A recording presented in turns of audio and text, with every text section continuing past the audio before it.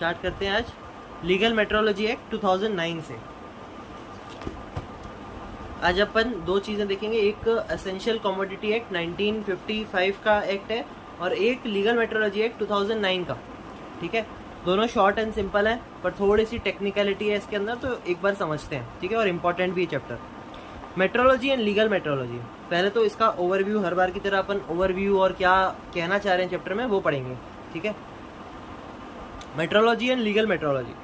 Metrology is a science of weights and measurements which studies every type of measurement like length, mass, time etcetera. यानी कि जो भी अपन units और किसी भी इंडस्ट्री में किसी भी प्रकार की काम होता है, जैसे अगर कोई मिल्क इंडस्ट्री है या कोई भी ऐसे केमिकल इंडस्ट्री है तो वहाँ पे लीटर्स और वो सब में काम होगा। कुछ अगर किसी क्या बोलते सॉलिड चीज़ की है तो वहाँ पे अपन को उसमें काम करना पड़ेगा, केजी में, और वो सारी चीज़ों की इसके अंदर बात करी हुई है कि क्या वेट्स एंड मेजरमेंट्स के ऊपर अपन को सावधानी बरतनी रहेगी। स्टैंडर्ड्स बोलते हैं ना, standards of weights and measures, तो वो सब अपन को ध्यान रखना पड़ेगा। अभी आएगा अगली लाइन में। In metrology standards of every weights and measurements are set by taking due care of every factor which can be affected it. That branch of law which is related to weights and measures is called legal metrology.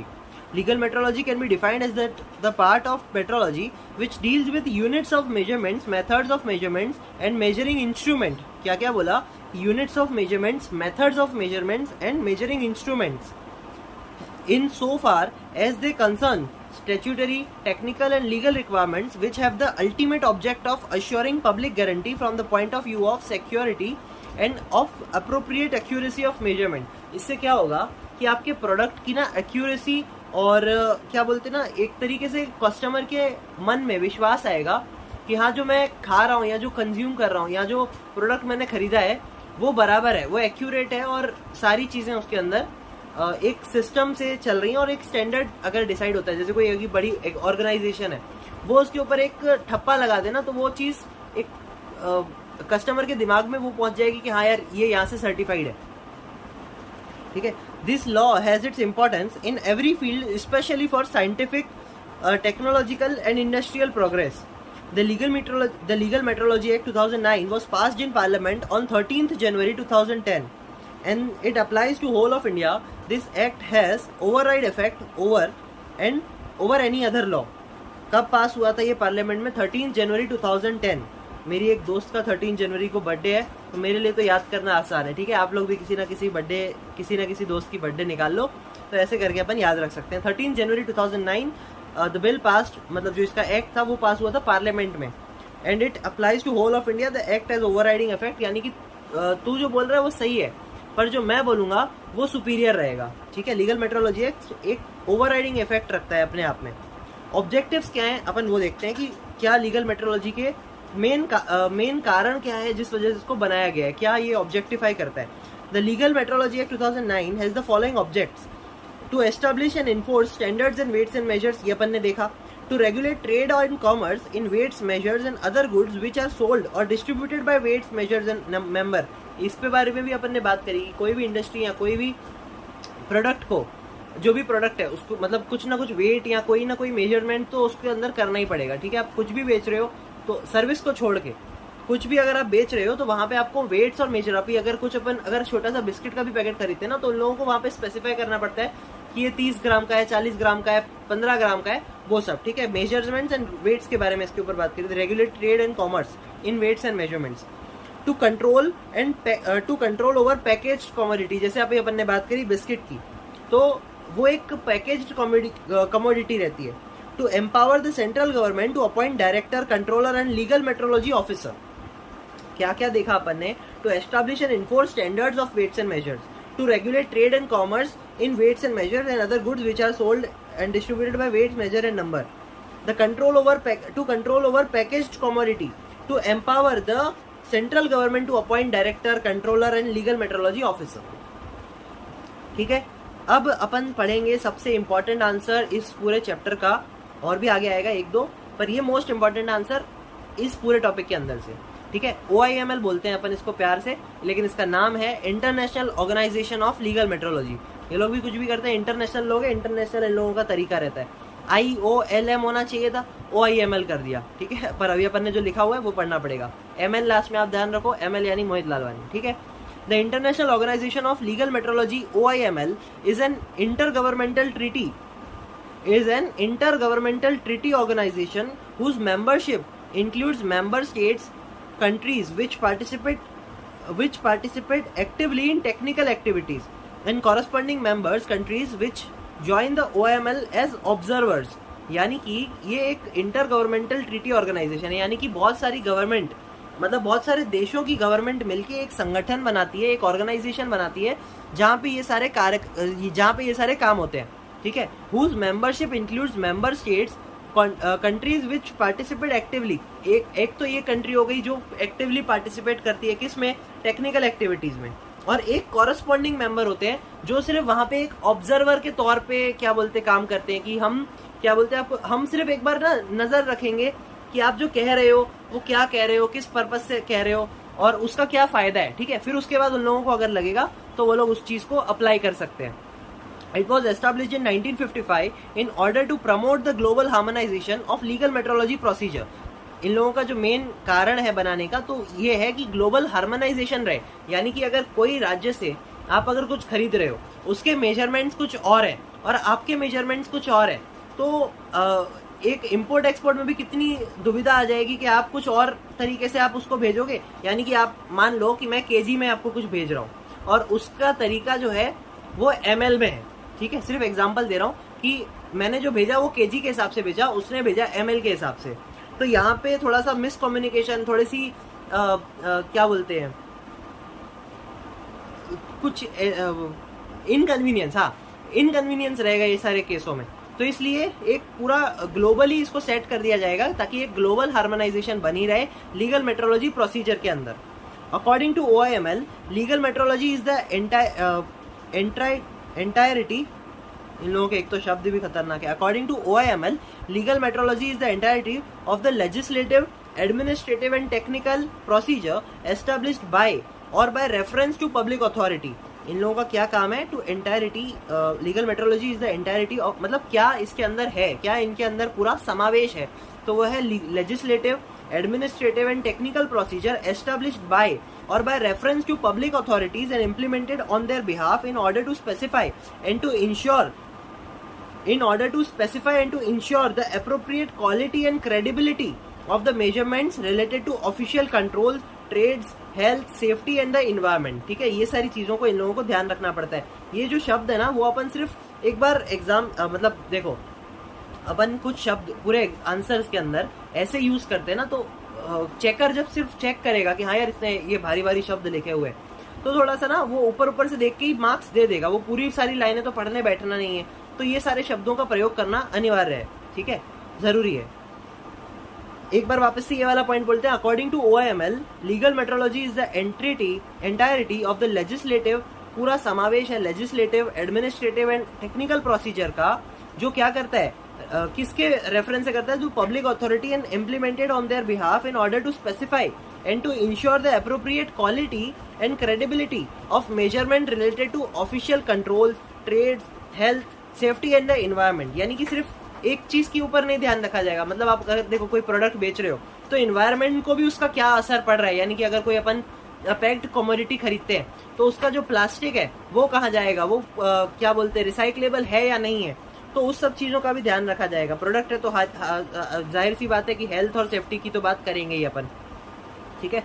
The OIML develops model regulation, international recommendation which provides members with an internationally agreed upon basis for the establishment of national legislation on various categories of measurement instrument। एक बार वापस देखते हैं।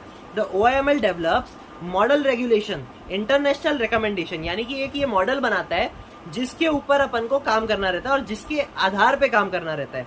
International recommendation भी यहाँ पे दिया जाएगा, यानी कि मैं कोई आपको अगर रिकमेंडेशन दे रहा हूँ कि इसको ऐसे नहीं ऐसे भी करा जा सकता है, तो ये सारी चीजों को इसको सुनना पड़ेगा, समझना पड़ेगा, और उसके बाद अगर लगा कि हाँ सही कह रहा है तो फिर उसको भी अपन फॉलो करेंगे।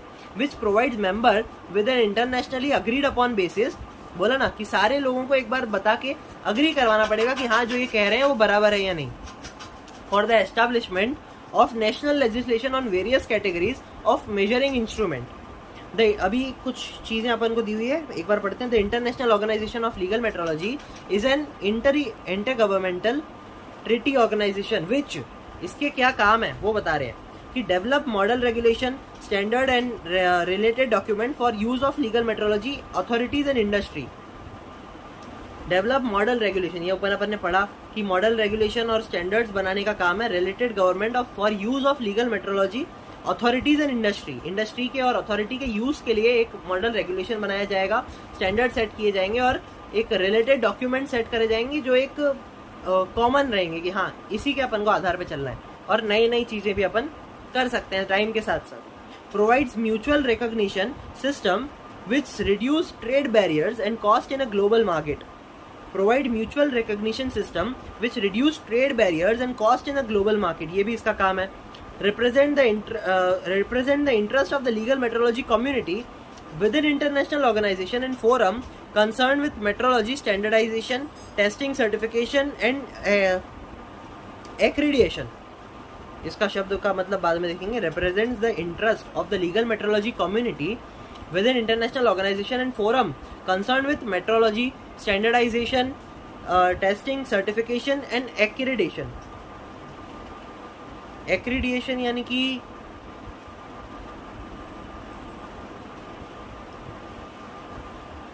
इसका, हाँ ठीक है, इसका मेन मतलब तो यही रहेगा कि एक तरीके से ऑथराइज्ड रहे, क्या बोलते हैं उसको, असर्टेन। ये एक तरीके से उसका वही है कि असर्टेन है, ये किसी ना किसी ऑर्गेनाइजेशन के द्वारा ये सेट किया गया है। ठीक है, क्या क्या बरकरार रखना है इसमें, metrology, standardization, testing, certification and accreditation. ठीक है, प्रमोट्स एंड फैसिलिटेट्स, ये चौथा पॉइंट है, promotes and facilitates the exchange of knowledge and competence within the legal metrology community worldwide. promotes and facilitates the exchange of knowledge and competence within the legal metrology community worldwide। एक ही जगह काम नहीं है, पूरे world का काम है कि आपको प्रमोट करनी है, फैसिलिटेट करनी है, क्या चीज, exchange of knowledge and competence. Corporate, पांचवा point, corporates with other metrology bodies to raise awareness of the contribution that a sound legal metrology infrastructure can make to modern economy।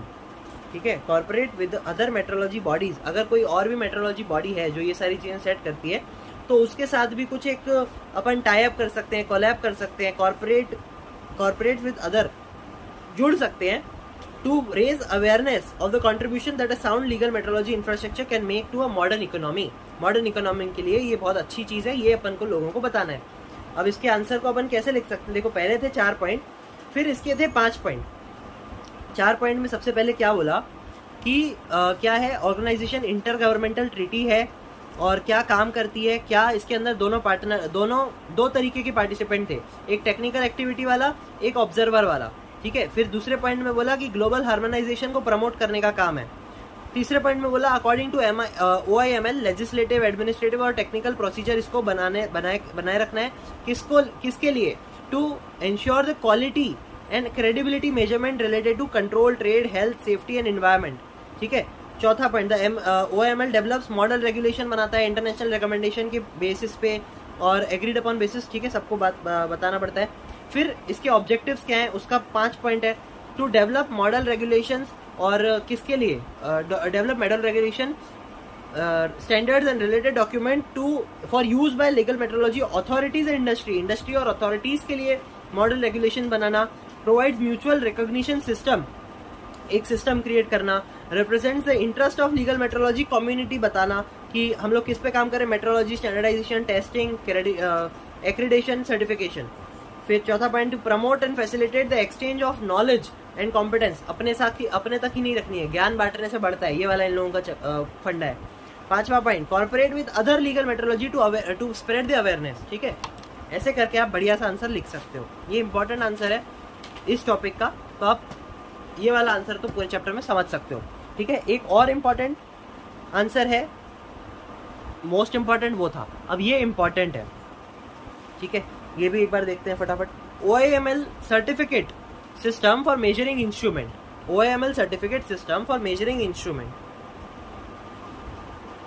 The OIML certificate system for measuring instrument was introduced in 1991 to facilitate administrative procedure and lower the cost associated with the international trade of measuring instrument subject to legal requirement. क्या इसका main उद्देश्य था? कब introduce किया था? तो 1991 में किया था. तो इसको ऐसे याद रख लो कि 1992 में सेबी का कांड हुआ था और उससे पहले इसको वो करना है. 1992 में सेबी का कौन सा? वो हर्षद मेहता वाला. ठीक है, उससे एक साल पहले इसको इंट्रोड्यूस किया जाता OIML सर्टिफिकेट सिस्टम को. क्या करने के लिए? To facilitate administrative procedure and lower the cost associated with the international trade of measuring instrument subject to legal requirement. The system provides the possibility of the manufacturer to obtain a OIML certificate and to test report and a test report indicating that a given instrument type complies with the requirements of the relevant OIML international recommendation.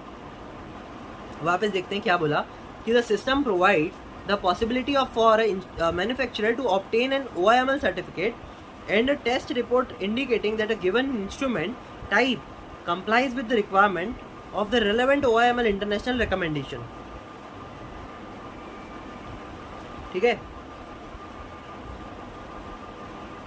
Certificates are delivered by OIML member states that have established one or several issuing authority responsible for processing application by manufacturer wishing to have their instrument type certified. Certificates are delivered by OIML member states that have established one or several issuing authority responsible for processing applications by manufacturer wishing to have their instrument type certified. मैंने कहा ना इसकी language थोड़ी सी अपन को समझनी पड़ेगी. एक बार इसको वापस पढ़ते हैं फिर आपको बताता हूँ.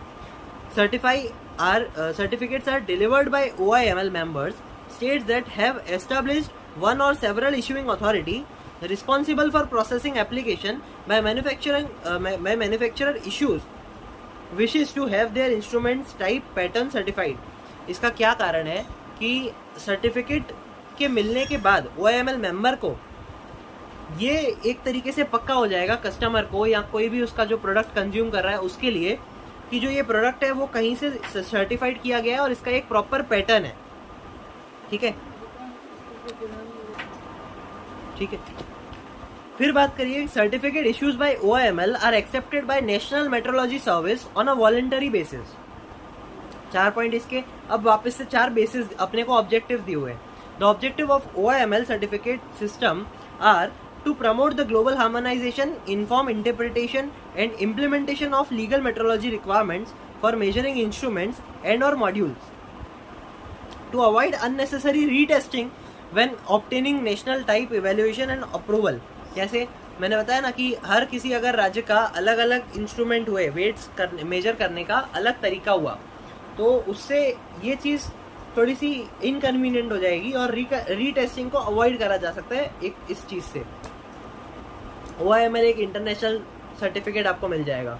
ठीक है. तो अगर कोई कंपनी किसी देश की वो देख लेती है तो उसको एक तय हो जाएगा कि हाँ ये चीज़ सर्टिफाइड है ग्लोबली, कि हाँ जो चीज़ है सेट मेजर मैं भी वही यूज़ करता हूँ, ये भी वही यूज़ करता है, तो एक विश्वास बन जाएगा. To support the recognition of measuring instrument and or modules under legal metrological control while achieving and maintaining confidence in the results in support of facilitating the global trade of individual instruments. क्या बोला कि to support the recognition of measuring instruments and or modules under legal metrological control while achieving and maintaining confidence in the results in support of facilitating the global trade of individual instruments,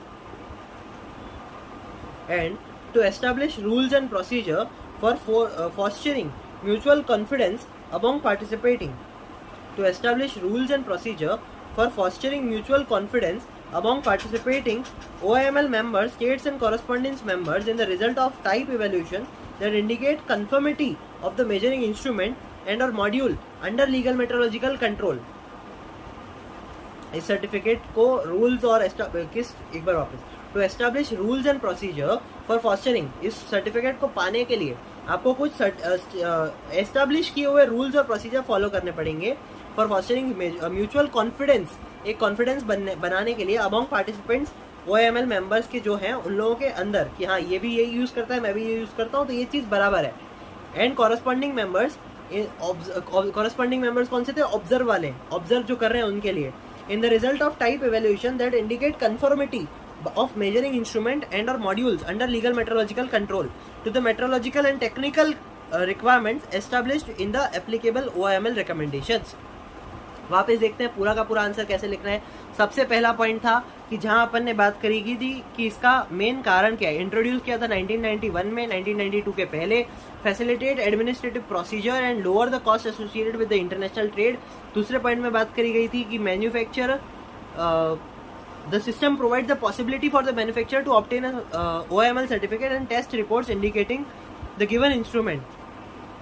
manufacturer को ये दिया जाएगा और possibility system provides the possibility of manufacturer to obtain.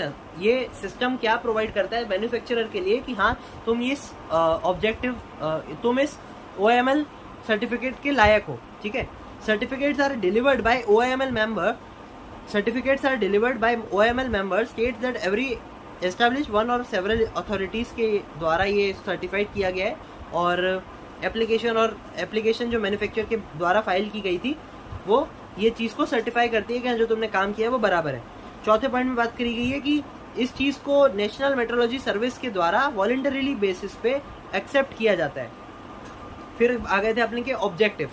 तो objectives थे 4, पिछले थे अपन ने देखा था 4, उसके बाद ऑब्जेक्टिव्स थे 5, इसमें 4 ही हैं, ठीक है। द ऑब्जेक्टिव्स क्या है? To promote the global harmonization, to avoid retesting, to support instruments and models under legal metrological control. फिर टू एस्टेब्लिश रूल्स, ठीक है, to establish rules and procedure for fostering mutual confidence, ठीक है। अब आगे आती है डेफिनेशन। डेफिनेशन भी अपन देखेंगे। इसके लिए ना मैं आपको एग्जाम्पल से समझाता हूँ, ठीक है। 1 मिनट रुकना बस। तो अपन डेफिनेशन देख रहे थे। पहली डेफिनेशन है लेबल्स की। Label means any return, marked, stamped, print और ग्राफिक मैटर अफिक्स्ड टू और appearing upon any pre packaged commodity, ठीक है। तो सबसे पहले समझते हैं कि लेबल का मतलब क्या है और किस हिसाब से उसको कंपनी यूज़ करती है, ठीक है। तो सबसे पहले अपन ने देखा कि लेबल मीन्स एनी रिटर्न यानी कि अब देखो जैसे इसके ऊपर लिखा हुआ है return coconut crunch bakery cookies, ठीक है। तो अपन को इससे समझ में आएगा कि हाँ ये कोकोनट बिस्किट है, ठीक। अब आगे बोला कि return marked, stamped, printed. Marked यानी कि 1 मिनट हो गया। मार्क्ड यानी कि इससे ये चीज़ अपन को समझ में आई कि हाँ ये मार्क किया हुआ है। और ये देखो जैसे मार्क, इसके ऊपर ग्रीन आपको मार्क दिख रहा होगा। रिटर्न यानी कि ये लिखा हुआ है, सारी चीज़ें इसके अंदर लिखी हुई है, ठीक है। फिर उसके बाद बोला है कि स्टैम्प्ड, प्रिंटेड और ग्राफिक मैटर। स्टैम्प्ड यानी कि सब कुछ क्या बोलते हैं इसके ऊपर स्टैम्प करा हुआ है एक तरीके से। ग्राफिक मैटर यानी कि ये ग्राफिक्स होगा, इसके अंदर बताया हुआ है कि हाँ ये क्या किस हिसाब से हो सकता है। और क्या था? प्रिंटेड और graphic matter affix to appearing upon the pre packaged commodity, ठीक है। अभी इसको देखो इसके ऊपर अपन को सारी चीज़ें एक तरीके से बताई हुई हैं। यहाँ पे अपन को इंग्रेडिएंट्स दिए हुए हैं, ठीक है, क्लियरली दिख रहा होगा। हाँ, इंग्रेडिएंट्स दिखे हुए हैं कि इसके अंदर क्या क्या यूज़ किया हुआ है, कौन से स्टैंडर्ड्स, इसके स्टैंडर्ड्स के बेसिस की देखो ये INS और ये सारे ना ये स्टैंडर्ड्स फिक्स करे गए हैं और इसके आधार पे बताया है कि हाँ जो ये हम प्रोडक्ट यूज़ कर रहे हैं वो बराबर है या नहीं है। इससे अपन को तो जैसे इसको पता नहीं है कि ये INS 500 क्या होता है या INS 503 2 क्या होता है। जिसको पता है या यहाँ जो ये बेच रहा है, यहाँ जो होलसेल में ख़रीद रहा है, यहाँ जो चीज़ इसके ऊपर रिसर्च करना चाहे उसको ये सारी चीज़ें पता होंगी कि ये जो सिस्टम ये जो इसके अंदर यूज़ किया गया है वो एक सिस्टम से चल रहा है और एक स्टैंडर्ड के द्वारा सेट किया गया है और उसी को ये चीज़ ये लोग यूज़ कर रहे हैं, ठीक है।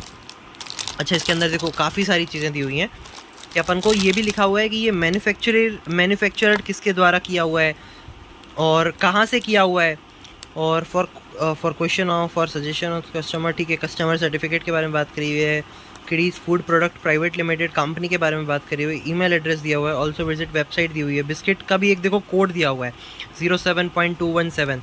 तो ये सारे कुछ मेजर्स हैं पैकेजिंग रजिस्ट्रेशन नंबर भी इन लोगों का कुछ ना कुछ ऐसे सेट किया हुआ है जिससे, एक मिनट हो जाएगा बस ना। हाँ हाँ देखो ये FSSAI लाइसेंस नंबर दिया हुआ है कि हाँ हम लोगों का सर्टिफाइड है। तो इससे कस्टमर के ऊपर ना एक वो आ जाती है, सेटिस्फेक्शन मिल जाता है। पैकेजिंग रजिस्ट्रेशन नंबर दिया हुआ है, ये कुछ बारकोड दिया हुआ है, ठीक है। रिसाइक्लेबल है, अपन ने नहीं देखा था कि इन्वायरमेंट के लिए, और वो सब मेक इन इंडिया वाला भी दिया हुआ है। Store in a cool and dry, कुछ अगर कुछ चीज़ें अपन को जैसे प्रिवेंट करने के लिए दी जाती हैं तो वो सब कुछ लिखा हुआ है। MRP दी हुई है, वेट दिया हुआ है, वेट्स एंड मेजर्स की अपन बात कर रहे हैं तो किस हिसाब से इसको वेट पर ग्राम का दिया हुआ है और किस हिसाब से इसका वेट है और क्या चीज़ सेट की हुई है वो सब अपन को दी हुई है, ठीक है।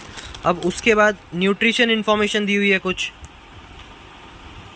ये सारी चीज़ें अपन के लिए एक तरीके से इम्पॉर्टेंट है। ये सारी चीज़ें अपन पढ़ते हैं आगे। Based on calculated values with reference to FSSAI 2000 calorie energy contribution to RDA,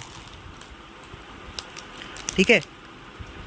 फिर यहाँ कुछ है, इसको भी एक बार देख के ख़त्म करते हैं। Package material manufacturing bye FSAR laminate private limited under a pollution registration number, सारी चीज़ें उसके ऊपर दी हुई हैं। देखो कुछ ये सारे स्टैंडर्ड्स हैं जो सेट किए हुए हैं। प्लास्टिक का क्या स्टैंडर्ड है और ये सब इन लोगों को कंपलसरीली करना ही पड़ेगा, ठीक है। बाई चांस ये लोग अगर ये चीज़ नहीं करते हैं तो फिर इन लोगों की कंपनी के ऊपर पेनल्टी या कुछ ऐसा लगेगा, ठीक है। तो ये इसका सारी चीज़ें होगी, ये रजिस्टर्ड है और ये सारी चीज़ें इसको बताई हुई हैं। Picture shown for representation purpose only, ठीक है। तो ये चीज़ अपन ने देखी। तो ये चीज़ आपको क्लियर हो गई। ज़्यादा अच्छे से मैं बना नहीं पाया वीडियो, एक ही हाथ से कैसे मतलब नहीं बना पाया, ठीक है, कोई बात नहीं। और अब अपन ने ये सारी चीज़ें देखी ना, अब एक बार सारी की सारी डेफिनेशंस बोलते हैं। एग्जाम पर्पस के लिए इंपॉर्टेंट नहीं है पर इंफॉर्मेशन पर्पस के लिए आप इसे समझ सकते हो। तो डेफिनेशन पहली है लेबल की, अपन ने ये देखी, एक बार वापस देखते हैं कि label means any return marked stamped printed और ग्राफिक मैटर अफिक्स टू और appearing upon any pre packaged commodity. ये जो कमोडिटी है ये प्री पैकेज्ड है, पहले से इसको पैक किया हुआ है, ठीक है। तभी तो अपन देखेंगे ना कि हाँ इसका वेट है, इसका वेट था 300 ग्राम। तो ये सारे मेजर्स के बारे में इसके अंदर बताया गया है। Pre packaged commodity, pre packaged commodity means a commodity, अपन ने ऊपर पढ़ा कि ये प्री पैकेज्ड कमोडिटी के बेस पे है। तो प्री पैकेज्ड कमोडिटी होती क्या है?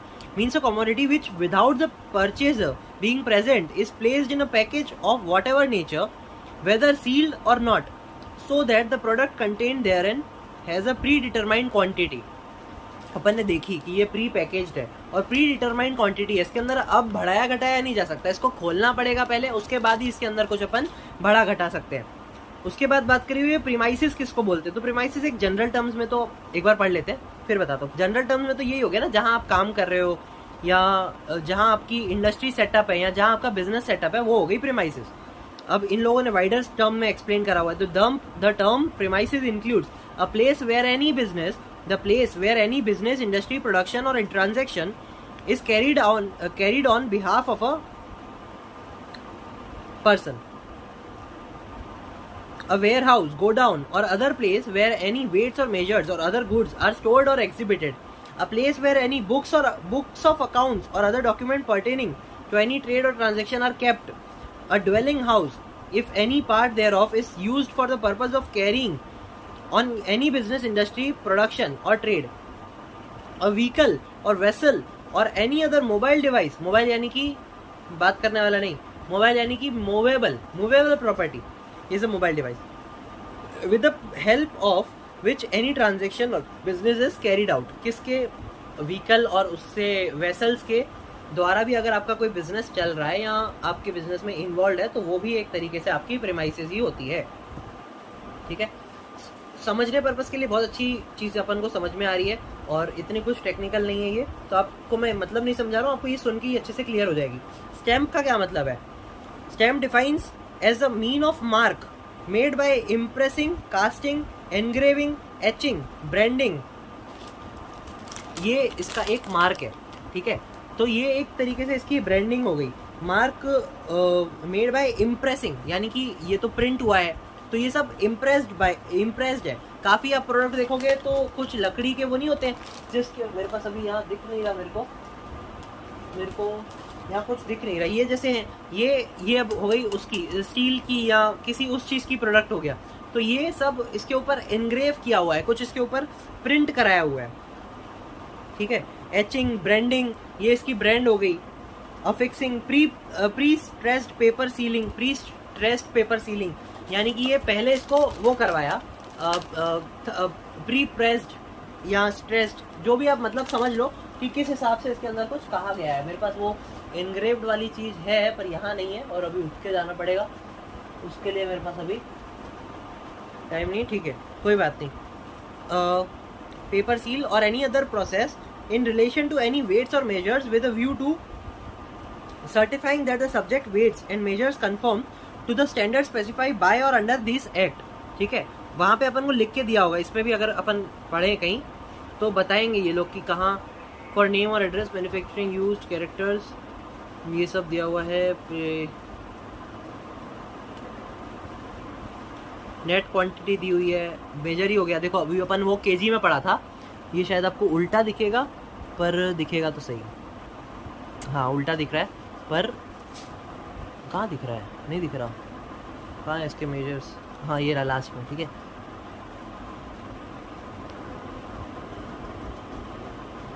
एक तो ये फोकस भी नहीं कर रहा, ठीक है कोई बात नहीं। 126 ग्राम और 220 ml दोनों में इन लोगों को स्पेसिफाई करना पड़ा है। इन लोगों के भी कुछ मेजर्स और कुछ कम फॉलो करना रहता है कि दोनों तरीके से आपको बताना पड़ेगा, ठीक है।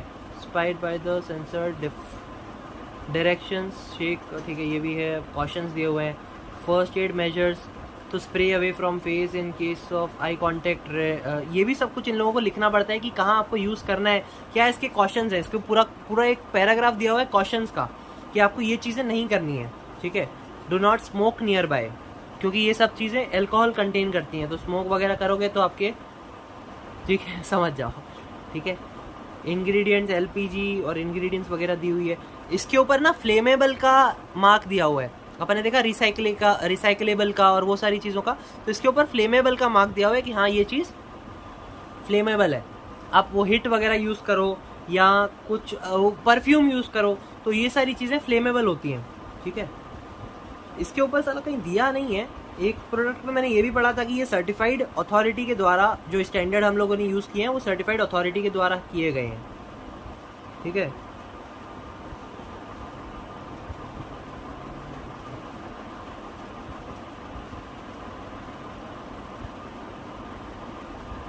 अच्छा ठीक है, इन लोगों ने ना SA लिखा हुआ है, नहीं ठीक है SA यानी कि साइन कॉर्पोरेशन, नहीं कुछ होगा जो भी होगा, तो ये वाली चीज़ें अलग हो गई। हाँ तो अभी ये चीज़ क्लियर हुई।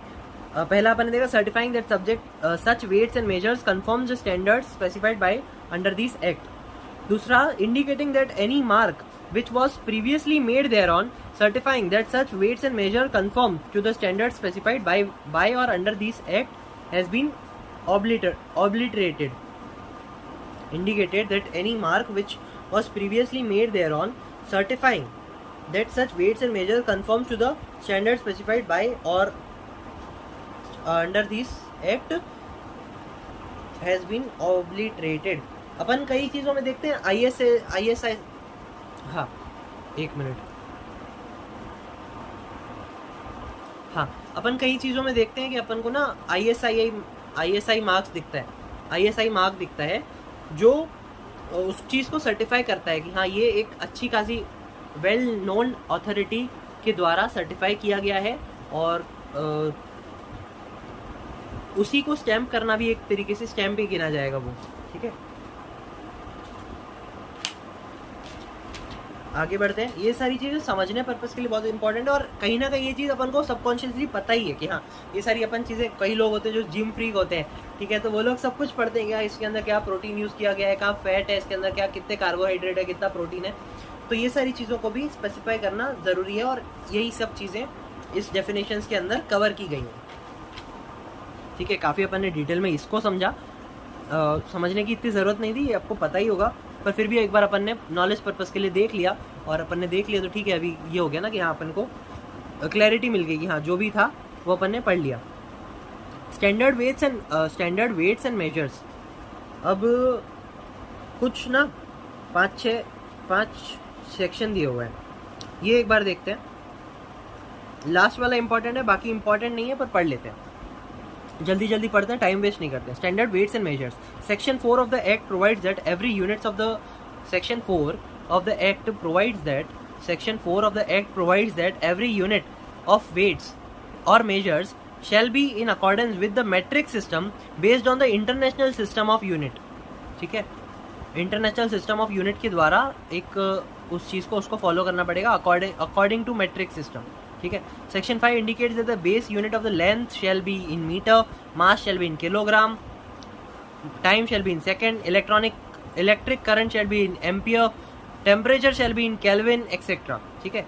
Section 6 states that base unit of the numeration shall be in unit of international form of Indian numeral. Every numeration shall be made in accordance with the decimal system. Decimal system यानी कि अपन को एक कुछ number दिया हुआ है, मान लो number है 1,20,40,40,375। ठीक है।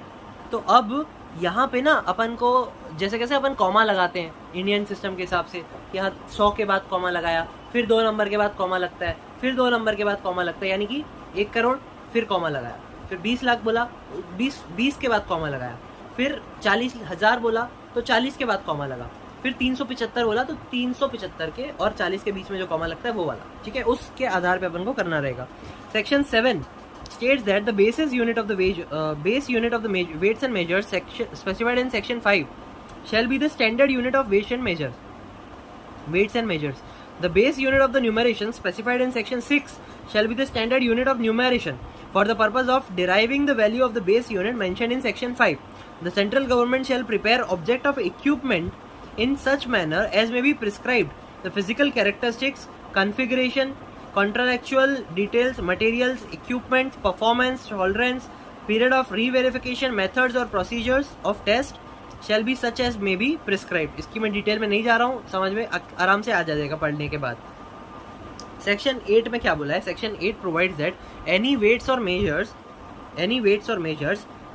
which is in confirmation of this act shall be called standard weights or measures. Hence, no one can use any weight or measure which is not standard weight or measure.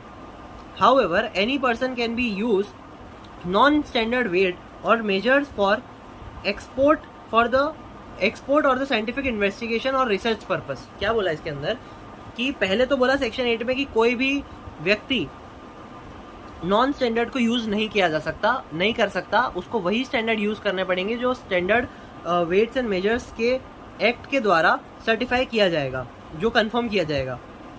However वाले point में ये बोला कि any person can be use non standard weights or measures for export for the scientific investigation or research purpose. अगर मान लो कि आपको मनाही कर दिया तो ये हो गया ना कि एक सेट कर दिया हम लोगों ने और उसी के आधार पे सबको चलना पड़ेगा, कुछ नया तो डेवलप होगा ही नहीं। तो नए डेवलपमेंट के लिए अपन को इन्वेस्टिगेशन पर्पस के लिए या रिसर्च पर्पस के लिए या एक्सपोर्ट पर्पस के लिए non standard weights and measures को यूज करना अलाउ किया गया है। ओके, अब अपन का ये वाला टॉपिक ऑलमोस्ट इजी आंसर ही है, एक बार वापस से समझते हैं कि क्या बोला हुआ है इसके अंदर। अब बात कर रहे हैं अपन appointment in power of director, controller and legal metrology officer. ठीक है, किसके हक में वो पावर है कि director, controller and legal metrology officer को वो अपॉइंट कर सकता है। तो जाहिर सी बात है गवर्नमेंट ही करेगी। अब कौन सी गवर्नमेंट करती है, कैसे करती है, वो एक बार अपन पढ़ते हैं। Section 13 of the act empowers the central government to obtain a director of legal metrology, additional director, joint director, deputy director, assistant director and other employee for exercising the power and discharging the duties conferred or imposed on them by or under these act in relation to interstate trade and commerce. The director and every legal metrology officer appointed shall exercise such power and discharge such function in respect of such local limits as the central government may by notification specified. ठीक है, central government director and every legal metrology officer appointed shall exercise such power and discharge such function, such local limits as the central government may. Central government के बोलने के बाद या उनके consult से ही आपको जो भी आप काम कर रहे हो या फंक्शन या कोई भी चीज़ को एक्सरसाइज कर रहे हो, तो वो सेंट्रल गवर्नमेंट के जांच पर क्या बोलते हैं उसको, सेंट्रल गवर्नमेंट की नज़र के अंदर होते हुए आपको करने पड़ेंगे। ठीक है, मेरे पास थोड़े से कुछ शब्द कभी कभी ख़त्म हो जाते हैं आपके पास, तो आपको अपने आप थोड़ा समझना पड़ेगा। ठीक है, तो समझ लेना। Every legal metrology officer shall exercise power and discharging duties under the general superintendence direction and control of the director. Every legal metrology officer shall exercise powers and discharge duties under the general superintendence direction and control of the director। ठीक है, एक general superintendence directions and control of the director के आधार पे ही legal metrology officer shall exercise power and discharge duties. ठीक है, उस डायरेक्टर की डायरेक्शंस के अनुसार ही आपको काम करना रहेगा। किसको? लीगल मेट्रोलॉजी ऑफिसर को। The director, the controller, and every legal metrology officer authorized to perform any duties by or under these act shall be deemed to be a public servant within the meaning of section 21 of the Indian Penal Code। ये लोग क्या है? Public servant है। Public servant का मतलब ये नहीं है कि तुम अपने घर में आज मेड नहीं आई है तो घर पे बुला के कुछ काम करवा लो। ठीक है, कि नहीं यार झाड़ू नहीं लगी है, जिससे झाड़ू लगवा लेते हैं, ये वाला नहीं। ठीक है, इंडियन पीनल कोड 2000 सेक्शन 21 के तहत जो भी पब्लिक सर्वेंट के अंदर पब्लिक सर्वेंट की जो डेफिनेशन रहेगी उसके अंदर जो आएगा उसे ही पब्लिक सर्वेंट कहा जाता है। ठीक है, पब्लिक सर्वेंट यानी कि आईपीसी के तहत, आईपीसी तो अब बेचारा नहीं रहा, पर बीएनएसएफ या कुछ बीएनएसएफ है ये शायद, हाँ एक बार देख लेना, शायद मैं हो सकता गलत हूँ, मैंने अभी तक वापस उसको पढ़ा नहीं है, पर उसके तहत सेक्शन भी अब शायद उसके अंदर कुछ अमेंड हुआ ही होगा। तो पब्लिक सर्वेंट यानी कि जो आपकी लीगली या कोई आपको कुछ लीगल या किसी डॉक्यूमेंट या उस सब में काम है ना, तो वो आप करवा सकते हो उससे, या कुछ उससे पूछ सकते हो, वो होता है पब्लिक सर्वेंट। यहाँ पे अपना लीगल मेट्रोलॉजी ऑफिसर और डायरेक्टर और controller are legal public servant. No suit, prosecution or other legal proceeding shall lie against the director. The controller and legal metrology officer authorized to perform any duty by or under these act. No suit, prosecution or other legal proceeding shall lie against the director, the controller and the legal metrology officer authorized to perform any duty by or under these act in respect of anything which is in good faith done or intended to be done under the act and rules or order made thereunder। अगर उन लोगों ने कोई good faith में काम किया है और उन लोगों की जो इंटेंशन थी वो अच्छी थी, टू परफॉर्म ड्यूटी और एक्ट को एक अपना काम कर रहे थे वो लोग लीगली और अच्छे से काम कर रहे थे, तो उन लोगों के खिलाफ आप केस नहीं लड़ सकते हो। यानी कि मान लो कि मेरे खिलाफ कोई केस चल रहा था, ठीक है, और मैंने कुछ ऐसा किया था जो सही नहीं था और उन लोगों ने गुड फेथ में मेरे को पनिश कर दिया, तो अब मैं उन लोगों के खिलाफ केस नहीं कर सकता कि तुमने मेरे साथ गलत किया और तुम्हारी वजह से मेरे को ये नुकसान हुआ। ठीक है, तो उन लोगों ने तो अपना गुड फेथ में, वो लोग तो अपनी ड्यूटी निभा रहे थे ना, तो उसके खिलाफ मैं केस नहीं कर सकता। The central government may with the consent of the state government and subject to such conditions, limitation and restriction as it may specify in this behalf, delegate such of the powers of the director under the act as it may think fit to the controller of the legal metrology in the state and such controller may. पहले तो इतना समझो कि क्या बोला है कि the central government may with the consent of the state government, किसके कंसेंट के साथ कर सकती है? स्टेट गवर्नमेंट के साथ कर सकती है। कौन? Central government. क्या? To and subject to such condition, limitation, restriction as it may specified in the behalf, delegate such power of the director under this act as it may think fit to the controller of legal metrology in the state. Director की कोई भी power को central government state government के साथ चर्चा करके legal metrology या controller of legal metrology in the state दे सकती है। ठीक है, and such controller may, if he is of opinion that is necessary or expedient in the public servant to do so, delegate such power delegated to him as he may think fit to any legal metrology officer. पहले तो क्या बोला कि central government state government के साथ चर्चा करके director की पावर को डेलीगेट कर सकती है controller of legal metrology officer को। और लीगल मेट्रोलॉजी ऑफिसर अगर उसके पास बहुत सारा काम है या किसी कारणवश उसे भी करना पड़े, उसकी जो डेलीगेटेड पावर है, मतलब देखो सबसे पहले जो डायरेक्टर की पावर थी उसको डेलीगेट करके आप लेके आ गए कंट्रोलर के पास। अब कंट्रोलर भी नहीं कर पा रहा है किसी कारणवश वो डेलीगेटेड काम, तो वो भी आगे डेलीगेट कर सकता है किसको? लीगल मेट्रोलॉजी ऑफिसर को, any legal metrology officer को। and wherein such delegation of the power is made by such controller, the person to whom such power is delegated shall exercise those power in the same manner and with the same effect as if they had been conferred। यानी कि आपको जो last person को यानी कि legal metrology officer को जो power delegate करी गई है ना, तो उसको उसी तरीके से काम करना पड़ेगा कि उसी को सबसे पहले वो काम दिया गया था। ठीक है, एक तो साला काम भी मत दो और उसके बाद डेलीगेटेड काम हो तो करो भी उसको ऐसे कि हाँ मेरे को पहली तरीके से काम पहले ही दे देते। ठीक है, मजाक की बात रही है, तो ये एक तरीके से आप कर सकते हो लॉ के अनुसार। और conferred on him directly by this act if they had exercise those powers in the same manner and with the same effect as if they had been conferred or him directly by the act and not by way of any delegation. यानी कि ऐसा माना जाएगा कि आपको delegate नहीं करी गई थी, ये लॉ के द्वारा डायरेक्टली आपको दी गई थी, एक्ट के द्वारा। ठीक है, सेक्शन 14 ये पढ़ा अपन ने, सेक्शन 13 वाली बात जो सेंट्रल गवर्नमेंट ये सब कर रही है। Section 14 of the act provides that the state government by notification appoint a controller of legal metrology, appoint the controller of legal metrology, additional controller, joint controller, deputy controller.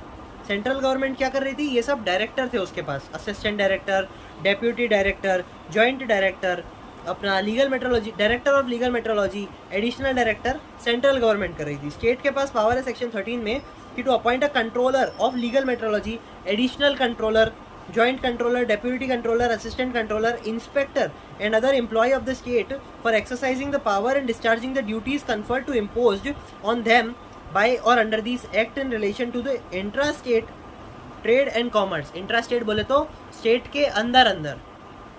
ठीक है, in the controller and every legal metrology officer so appointed shall exercise such power and discharge such function in respect of such local limits as the state government may by the notification specified every legal metrology officer shall exercise and discharge the duties under the general superintendent's direction and control of the controller। ये अपन ने ऊपर भी पढ़ा था, वहाँ पे भी सेंट्रल गवर्नमेंट के पास the director have every legal metrology officer appointed and exercise such power and the discharge such function in respect of such local limit as the central government may by the notification specified। यहाँ पे भी यही है कि the controller and every legal metrology officer so appointed shall exercise such power and discharge such function in respect of such local limit as the state government may by notification specified. ठीक है, every legal metrology officer shall exercise and discharge the duties under the general superintendence direction and control of the controller. के अनुसार आपको काम करना रहेगा। ठीक है जी, कंटिन्यू करते हैं। मेरी ना थोड़ी सी वो आंखें थोड़ी सी इधर उधर हो रही है, मेरे को दिख रहा है, क्योंकि मेरे को आदत है वो खड़े में वीडियो बना रहा हूँ ना मैं काफ़ी दिनों से, तो मैं अपने आप को ही देख के बना रहा हूँ। अभी भी मैं अपने आप को देख रहा हूँ तो कैमरा तो इस तरफ है, पर मैं इस तरफ देख रहा हूँ तो वो थोड़ा सा डायरेक्शन दिख रहा है, इस तरफ दिख रहा है। पर आपने देखो, पढ़ने से मतलब है सुनो और पढ़ो, मेरे से देखने इधर उधर देखने से कोई फ़र्क नहीं पड़ता। अब जितने भी पॉइंट है ना वो सारे रीड आउट वाले हैं, फिर भी अपन देखेंगे अच्छे से। और सिर्फ 2 पेज बचे हैं इसमें लीगल मेट्रोलॉजी में, उसके बाद 3-4 पेज पड़े होंगे उसके अपने इसेंशियल कमोडिटी एक्ट 1955 के। ओके, अभी अपन सबसे पहले देख रहे हैं प्रिंसिपल डिस्प्ले बैनर।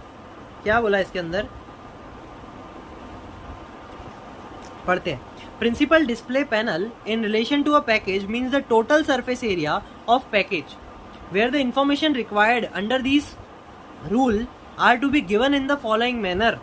अपन ने वो देखा था, एक सरफेस एरिया था, टोटल सरफेस एरिया था, अपन ने देखा था उस प्रोडक्ट के ऊपर पीछे एक भी खाली जगह नहीं छोड़ी थी, हर जगह उन लोगों ने कुछ ना कुछ भर रखा था। तो यहाँ पे बोला हुआ है कि principal display panel in relation to package means the total surface area of package where the information required under these rules are to be given in the following manner। अब वो मैनर क्या है वो बताया है।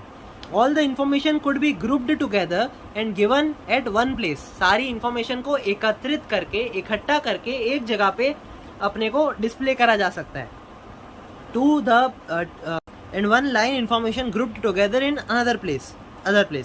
The pre-printed information यानी कि जो पहले से प्रिंटेड है could be grouped together, उसको साथ में करके and given in one place and on the line information grouped together in another place। ठीक है, जो लाइन वाइज इंफॉर्मेशन थी इसमें क्या बोला है कि आप ना सारी इंफॉर्मेशन को इकट्ठा करके ग्रुप बनाकर एक जगह पे डिस्प्ले कर सकते हो। दोनों पॉइंट में कहा यही है। अब इसमें आपको डिस्प्ले क्या क्या करना है ना, वो प्रॉपरली दिखना चाहिए। ऐसा नहीं कि छोटी छोटी अक्षरों में लिख दो। आप देखोगे जो सबसे छोटी चॉकलेट भी आती है ना, उसके ऊपर भी आप पढ़ने जाओगे ना ध्यान से, तो आपको बहुत अच्छे से पढ़ने में आएगा कि हाँ क्या लिखा गया है। ठीक है, तो एक नेकेड आई से उसको पढ़ा जाना चाहिए। ऐसा नहीं होना चाहिए कि कुछ भी हो या जितना ही सब कुछ आपको भरना है भर दो, पर वो पढ़ने में ही नहीं आ रहा है। विजिबल होना चाहिए। ठीक है, फिर बात कर रहे हैं what is the area prescribed for principal display panel for declaration. अब यहीं पे बात करेंगे सबकी। ठीक है, the area not including the top bottom flange at top and bottom of cans, यानी कि जहाँ वो क्या बोलते हैं कोई भी प्रोडक्ट की टॉप है या बॉटम ऑफ केन्स यानी कि सबसे नीचे वाली जगह पे आप उसको कुछ डिस्प्ले नहीं कर सकते। And shoulders and neck of bottles and jar shall be determined as follow. ठीक है, अपन देखते हैं काफ़ी चीज़ें आप पढ़ोगे किसी बॉटल्स में ना कि फॉर मैन्युफैक्चरिंग डेट रीड या गो अबव नेक साइड या कुछ ऐसा कुछ लिखा रहता है। ठीक है, तो इसमें क्या बोला, the area not including the top bottom flanges at top and bottoms of cans and shoulders and neck of bottles and jar shall be determined as follow. कर सकते हैं, पर क्या बोलते हैं जो आपको प्रिस्क्राइब करा होगा ना उस हिसाब से ही आपको करना पड़ेगा। In the case of rectangular shape where one entire side can properly be considered to be the principal display panel side, the product at the height multiplies the width of that side as it is। अपन ने जो packet देखा था kiddies coconut crunch biscuit था शायद, हाँ coconut biscuit था, वो rectangular format में था और यहाँ लिखा है कि एक proper one entire side can properly be consider to be the principal display. अगर आपका प्रोडक्ट रेक्टेंगुलर शेप में है तो एक साइड एंटायरली आपको सिर्फ यही डिस्प्ले करने में लिखना पड़ेगा। और अपन ने देखा था उन लोगों ने पूरी की पूरी पीछे की साइड पूरी की पूरी भर रखी थी। ठीक है, कुछ ना कुछ उसके ऊपर लिखा हुआ था इन्फॉर्मेशन उसके प्रोडक्ट के रिलेटेड।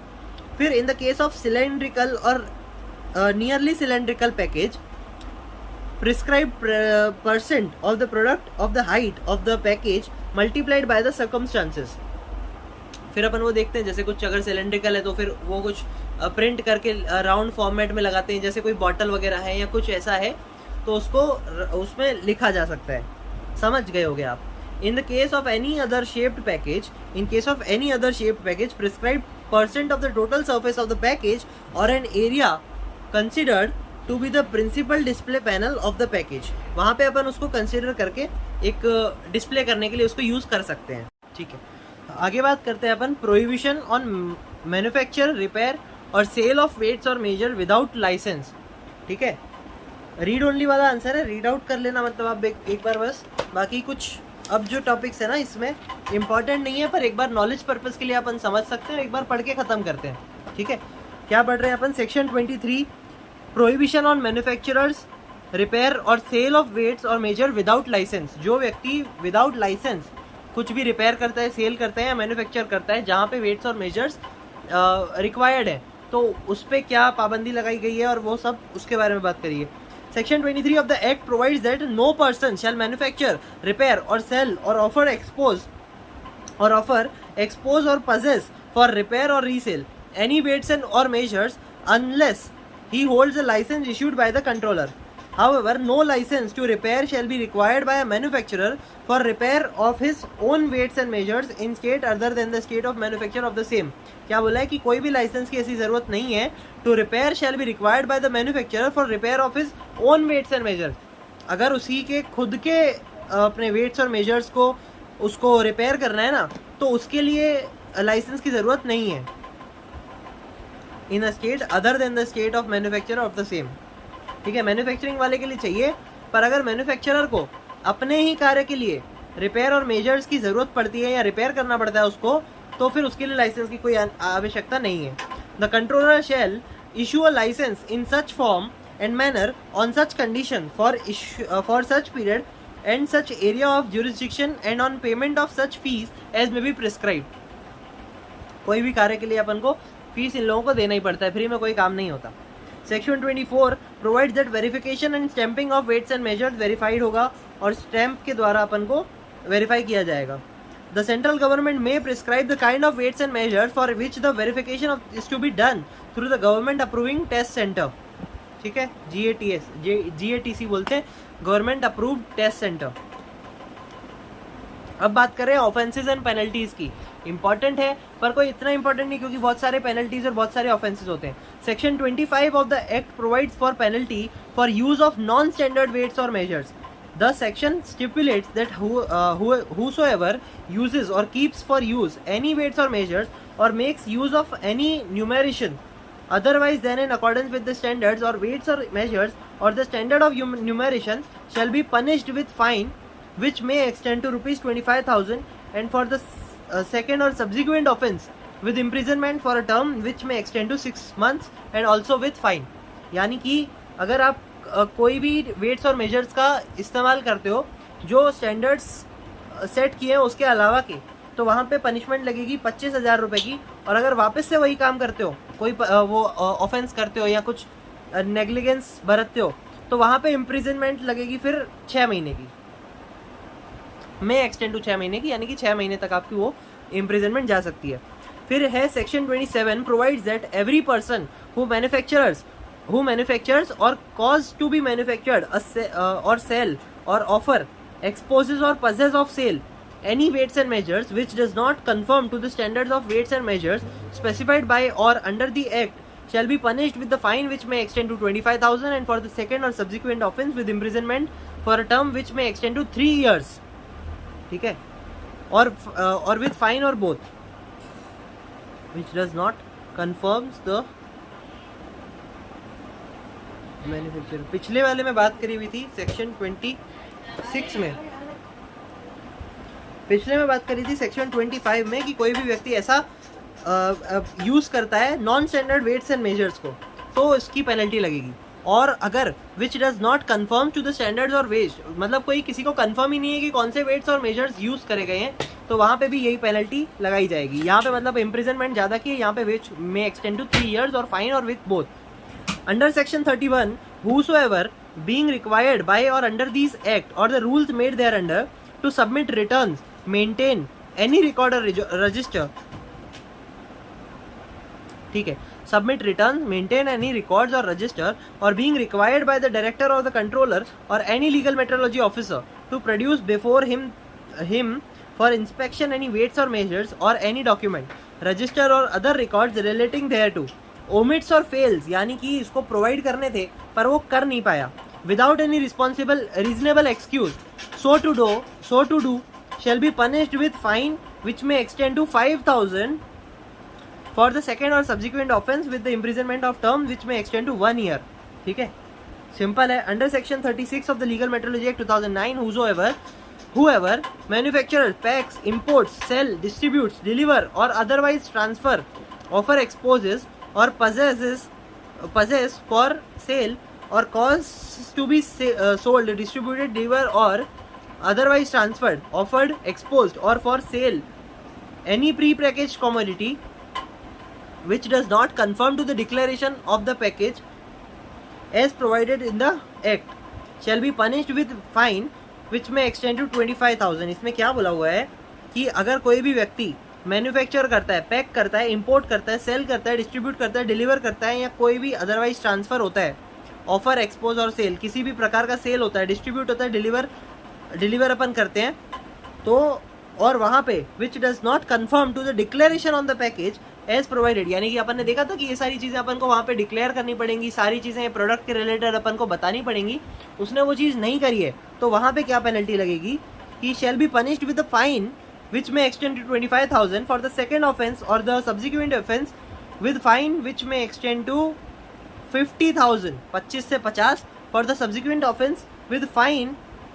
अच्छा ठीक है, देखो क्या बोला हुआ है कि पहले अगर आपने ऑफेंस किया तो विच में एक्सटेंड टू 25,000, ठीक है, सेकेंड ऑफेंस के द्वारा वो हो जाएगी विच में extend to 50,000 and for the subsequent offence with fine which shall not be less than 50,000, मतलब 50,000 से ऊपर ही होगा तीसरे केस में, मतलब तीसरे जुर्म में, तीसरे से ज़्यादा भी अगर जुर्म होंगे तो 50 से ज़्यादा ही लगेंगे।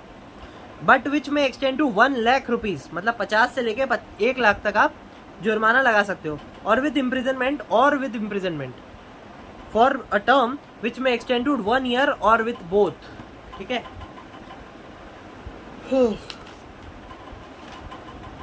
खत्म होने वाला है, लास्ट है पेनल्टी फॉर काउंटर फिटिंग और seal.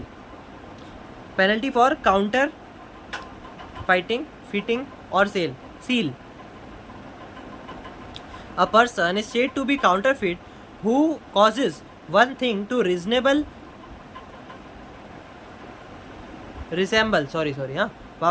A person is said to counterfeit whose causes one thing to resemble another thing, intending by mean of the resemblance to practice deception, or knowing it to be likely that deception will thereby be practiced.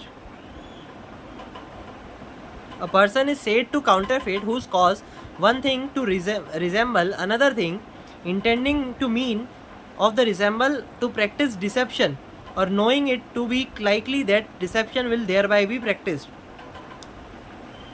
Section 44 provides that whosoever counterfeits any seal specified by or under the Act or the rules made thereunder, or sell or otherwise disposes of any counterfeit seal, or possesses any counterfeit seal, or counterfeits or removes or tampers with any stamp specified by or under this Act or rules made thereunder, or affixed the stamp or removed on or insert the same into any other weights or measures, shall be punished with imprisonment for a term which shall not be less than 6 months but which may extend to 1 year.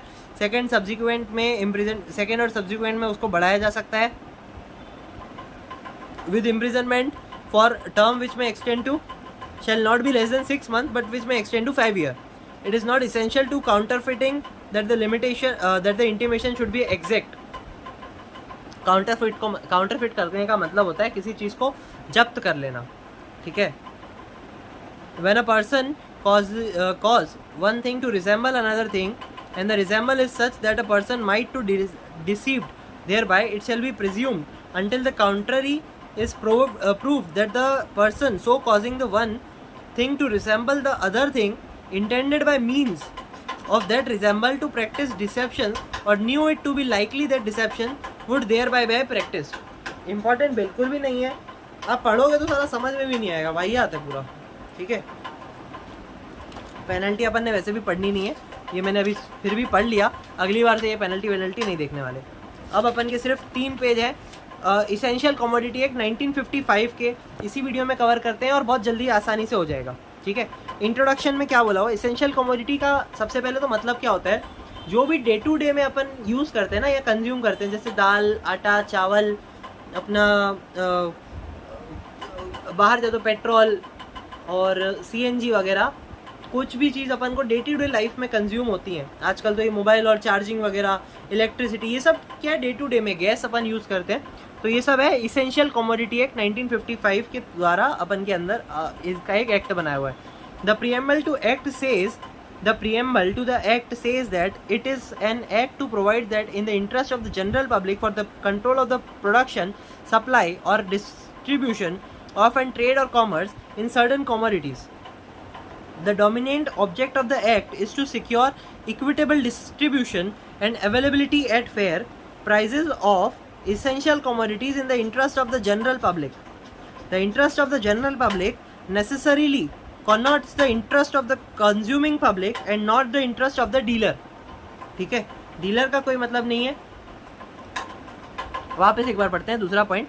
The dominant object of the act is to secure equitable distribution and availability at fair price of essential commodity in the interest of the general public. ठीक है, इसमें क्या बोला है आपको ना, सबसे latest example से समझाता हूँ कि कोरोना के टाइम पे ना क्या बोलते हैं इसको, मास्क को और सैनिटाइजर को इसेंशियल प्रोडक्ट घोषित कर दिया था. क्यों घोषित कर दिया था? क्योंकि डे टू डे वो एक प्रोडक्ट बन चुका था कि हर बार आपको कभी भी जाना है, बाहर निकलना है तो सैनिटाइजर का यूज़ करना है, मास्क पहन के यूज़ करना है. तो वो एक बन गया था क्या, इसेंशियल प्रोडक्ट बन गया था. तो इस वजह से इसके ऊपर ये वो करता है, इस अश्योर करता है कि कोई भी इसेंशियल प्रोडक्ट को आपको इससे ज़्यादा नहीं बेचना और इतना तो मिनिमम बेचना ही है कि ताकि आसानी से एक जनरल पब्लिक उसे खरीद सके. ठीक है, तभी अपन ने देखा था मास्क कोविड में 2 रुपए के, 5 रुपए के, 10 रुपए के, ऐसे बहुत नॉमिनल वैल्यू पे मिल रहे थे. ठीक है, सैनिटाइजर वगैरह भी बहुत आपको अच्छे से मिल जा रहा था. ठीक है, the interest of the general public necessarily converts the interest of the consuming public and not the interest of the dealer. यहाँ पे डीलर का ध्यान नहीं रखा जाएगा, कंज्यूमर का ध्यान रखा जाएगा कि कंज्यूमर क्या चाहता है और कंज्यूमर कितनी आसानी से उस प्रोडक्ट को कंज्यूम कर सकता है और खरीद सकता है. ये एक्ट में ना कुछ ऐसी लैंग्वेज यूज़ करी गई है कि उसको ओपन एंडेड रखा हुआ है कि अगर इन फ्यूचर, जैसे ये कोरोना तो पहली बार आया, तो उसके अंदर अपन ने मतलब जैसे एक अगर तुम फिक्स कर दो कि यही एसेंशियल कमोडिटीज़ हैं, तो फिर वहाँ पे तो वो हो जाएगा ना, एक बैरियर लग जाएगा कि बस हाँ यही है, इसके अलावा अपन जितने भी प्रोडक्ट्स हैं उसको आप हाई प्राइस पे, अपने प्राइस पे बेच सकते हो. क्योंकि उस पर डिमांड भी ज़्यादा थी और लोगों को ज़रूरत थी मास्क और सैनिटाइजर्स की, तो उसके ऊपर अपन बढ़ा सकते थे. लेकिन नहीं बढ़ाई गई क्योंकि ये एक्ट वो करता है, घोषित करता है कि आपको सिर्फ इतने ही मिनिमम प्राइस से बेचना पड़ेगा. और हम अगर बोलेंगे कि हाँ ये एसेंशियल प्रोडक्ट है तो फिर इसको बोल दिया जाए. क्योंकि इमीडिएटली तब के टाइम पे कुछ बिल भी पास नहीं हुआ था या हुआ था, तुरंत हुआ था, और तब ये बोल दिया था कि हाँ ये भी अब एसेंशियल प्रोडक्ट है. क्या अपना ये मास्क और सैनिटाइजर. ठीक है, अब डेफिनेशन दी हुई है एसेंशियल कमोडिटी की under section 2A. Essential commodity means only the following commodities: drugs, fertiliser whether inorganic or organic or mixed, foodstuff including edible oil seeds and oils, hemp yarn made wholly from cotton, petroleum and petroleum product, raw jute and jute textile, seeds of food crop and seed of fruits and vegetable, seeds of cattle fodder, jute seeds, any other articles which may be notified by the central government to be essential commodity. देखो 7वां point में तो सब कुछ ये बोल दिया कि हाँ सारी चीज़ें डे टू डे में आप देखो. ड्रग्स बोले तो ड्रग्स नहीं, अपनी जो मेडिसिन और वो सब होती हैं वो, fertiliser, food stuff, hank yarn wholly from cotton, petroleum product, raw jute, और ये सारी सीड्स. किस चीज़ के seeds? Cattle fodder, food crop, vegetable, fruits, jute seeds. ये सब हो गए अपने के डे टू डे लाइफ में कंज्यूम होने वाले प्रोडक्ट्स, और इसको अपन ने वो बोल दिया कि ये एसेंशियल प्रोडक्ट्स है. और लास्ट पॉइंट में ये भी बोल दिया कि any other article which may be notified by the central government. देखा अपन ने कोविड में कि उसको नोटिफाई करके उसे भी इसेंशियल प्रोडक्ट के तौर पे मान लिया गया कि हाँ ये भी आपसे इसेंशियल प्रोडक्ट है. इसमें बस एक ही डेफिनेशन है. और अब एक क्वेश्चन है, ठीक है, whether tea is food stuff और नॉट.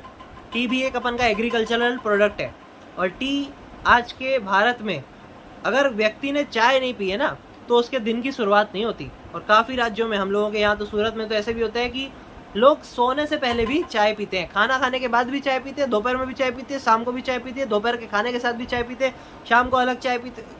चाय के बिना दुनिया नहीं चलती. तो अभी यहाँ पे क्या ये लोगों ने पूछा है कि whether tea is food stuff और नॉट. अपन के लिए तो होना चाहिए, पर ये लोगों ने एक्ट में क्या बोला हुआ है वो भी पढ़ लेते हैं. क्या बोलते, एक केस के द्वारा समझाया गया हुआ है कि इन सैम्यूल एड हरिसंस Malaviya versus Union of India.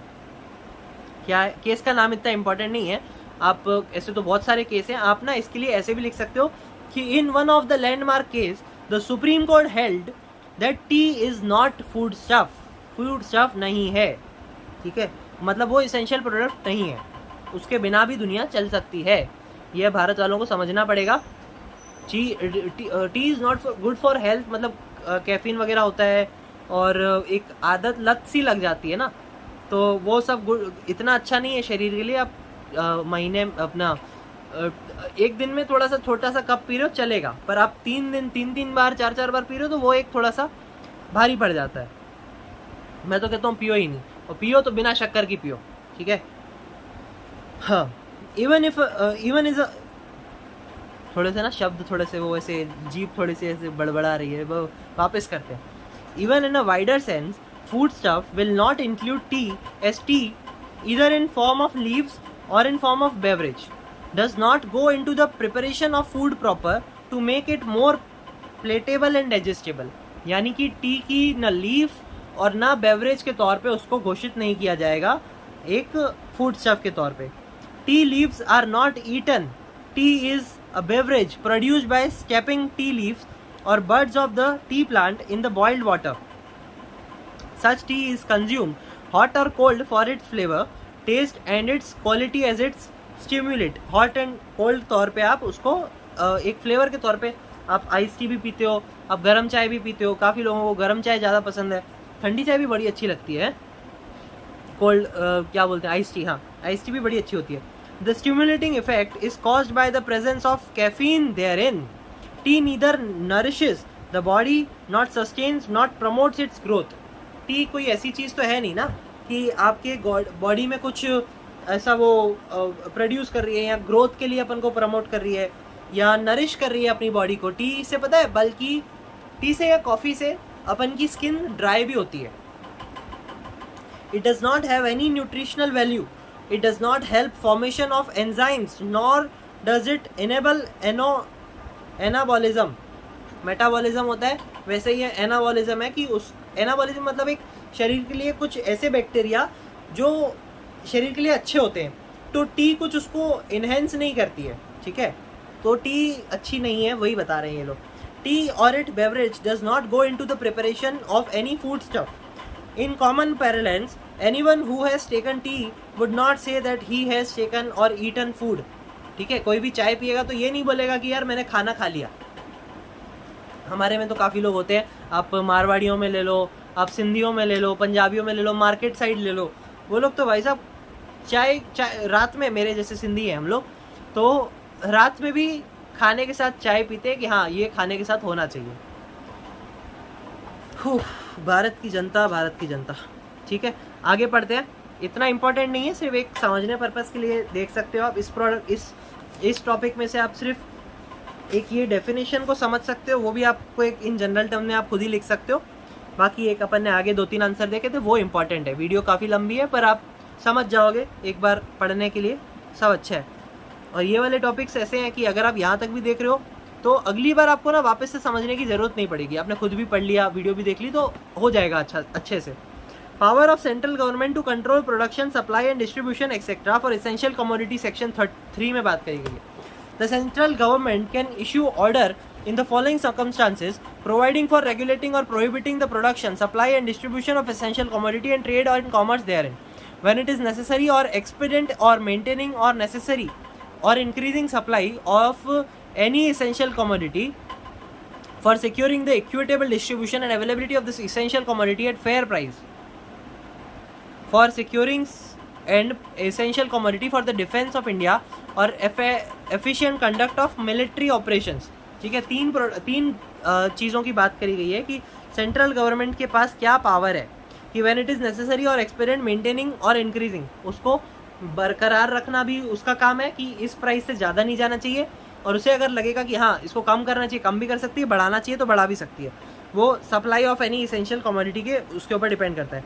Security the equitable securing the equitable distribution of ability of the, सबके पास इक्वली पहुँचे और सबको अवेलेबल हो कुछ इसेंशियल चीज़ें, तो ये भी सेंट्रल गवर्नमेंट का हक है, सेंट्रल गवर्नमेंट की पावर है। अपन ने देखा था कोविड के टाइम पे घर पे भी राशन आए थे और मास्क और वो सब प्रोवाइड किए गए थे सेंट्रल गवर्नमेंट के द्वारा कि हर घर पे ये प्रोडक्ट तो होना ही चाहिए। आटा, चावल, दाल, शक्कर ये सब भी आया था घर पे, कई जगह पे शायद लेने भी गए थे लोग, तो ये सारी चीज़ें गवर्नमेंट का काम है। तीसरे पॉइंट में बोला कि क्या बोलते हैं, essential commodity defence of India or efficient conduct of military operations के द्वारा लिए, मतलब मिलिट्री के लिए या डिफेंस कैटेगरी के लिए भी गवर्नमेंट को ये सब प्रोवाइड करना अनिवार्य है और ज़रूरी है, वही है। तो भाई तो ही अपन यहाँ पे बैठे हैं अच्छे से। फिर अदर मिसलेनियस प्रोविजन, अदर ही है ये, एक बार पढ़ लेते हैं, ठीक है। द इसेंशियल लास्ट टॉपिक है, फटाफट ख़त्म करते हैं, 25 तक ये वाला ख़त्म हो जाएगा। 25 मेरा ये वीडियो का पार्ट है। अभी 21 मिनट और हैं, 25 मिनट तक पहुँचते पहुँचते उससे पहले ही पूरा अपन सारा कुछ ख़त्म कर देंगे, ठीक है। The essential commodity act 1955 एविसेज 2 independent proceedings against a person charged with contravention of the provision of the act. Under the act, the controller can confiscate and seize commodity. ठीक है, सीज करके डिस्ट्रॉय कर देगा। कॉन्फिस्केट और seize करना, इसका ये मतलब होता है कि कॉन्फिस्केट करके कोई भी चीज़ को आप सीज करके डिस्ट्रॉय कर सकते हो। कॉन्फिस्केशन ऑफ इसेंशियल कमोडिटी, ज़्यादा पास आ गए ना, हाँ। Confiscation of essential commodity is a sharp weapon which the act has provided to the central government. Under the act, any person aggrieved by an order of confiscation may appeal to the state government. The act declares that notwithstanding anything contained in the criminal procedure code 1971, every offence punishable under the act shall be cognizable. Cognizable का मतलब अपन को clear ही है। cognizable बोले तो ऐसे offence जिसमें bell नहीं मिलती है, सीरियस नेचर के, जो फिर जो भी क्या बोलते हैं अपने जुर्म सीरियस नेचर के हैं, दैट आर कॉग्निजेबल ऑफेंसेस। ये अपन ने JIGL सब्जेक्ट में पढ़ा हुआ है ग्रुप 1 में। A cognizable offence is one where under the CPC, अब CPC बेचारा नहीं रहा पर अपने लिए वैलिड है, or any other law in force a police officer may arrest a person without a warrant, ठीक है। Without a warrant cognizable offence में पुलिस ऑफिसर या कोई भी उसे गिरफ्तार कर सकता है। अब आगे बात करते हैं किसकी। The act provides that if the person contravening any order is a company, every person who at the time of the contravention who is in charge of and was responsible to the company for the conduct of the business of the company shall be deemed to be guilty of the contravention and shall be liable to punished accordingly. यानी कि कोई company या उसके जो उसके लिए responsible है या जो चार्ज दिया हुआ है उसको, वो भी कुछ अगर ऐसे लापरवाही बरतता है या कुछ ऐसे कांड करता है तो फिर उसको भी अपन ऑफेंस के तौर पे ट्रीट करेंगे। ऑफेंसेस ऑफ कंपनी अपन का आया था आंसर, अपन ने शायद देखा है या नहीं देखा है, देखेंगे आगे भी। ये पूरे सब्जेक्ट में और दूसरे भी सब्जेक्ट में ये चीज़ कवर होगी। In such case the company itself is also liable to proceed against any such person can however escape liability if he proves that the contravention took place without his knowledge or that they exercised all due diligence to prevent it. यानी कि उसने, उस बंदे ने जो भी उसको charge था, इंचार्ज था या रिस्पॉन्सिबल था, उसने पूरी की पूरी अपनी तरफ से सावधानी बरतने की कोशिश करी पर बेचारा नहीं रख पाया, या उसकी नॉलेज में जो काम हुआ उसकी नॉलेज में नहीं था, तो फिर उसको थोड़ा सा अपन एक बेनिफिट दे सकते हैं। It may be noted that the term company as used above refers to anybody corporate and even include a firm or other association or individuals. In the case of a firm, the term director would be mean a partner in the firm. ठीक है, मतलब अगर कोई director या वो सब भी कुछ अगर काम करते हैं तो उन्हें भी सेम तरीके से गिल्टी माना जाएगा। यहाँ पे अपन का ये प्रोडक्ट ख़त्म होता है। 25 हुए और अपन का ये सारा ख़त्म हुआ। Thank you so much. अपन ने दोनों चीज़ें कवर कर ली बहुत अच्छे से। लीगल मेट्रोलॉजी एक्ट 2009 का एक्ट था और ये वाला था 1955 का, ठीक है। Legal metrology act 2009 and essential commodity act 1955 के अपन ने दोनों के दोनों एक्ट कवर कर लिए हैं और इसकी जल्द से जल्द चीज़ें भी अपन कंप्लीट कर लेंगे, मतलब आगे भी अपन देखते जाते हैं। ठीक है जी, थैंक यू।